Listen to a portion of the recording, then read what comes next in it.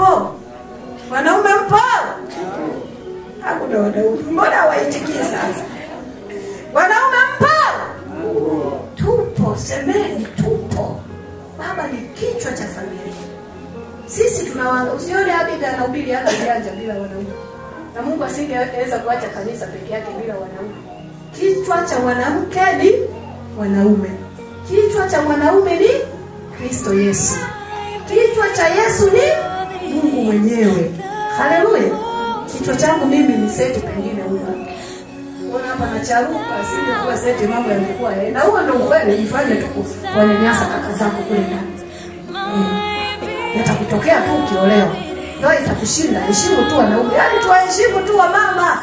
Tuwaheshimu tu. Hatuna namna glory. Bwana Yesu asifiwe. Wanasema mwanamke asipofunika nini? Kichwa. Nani amesoma hilo andiko? Yuaibisha. Watu wakasema tufunge vitambaa tunapohubiri. Kasome hilo andiko vizuri, katafute Biblia mafunzo ya uzima tele. Itakueleza maana ya kufunga.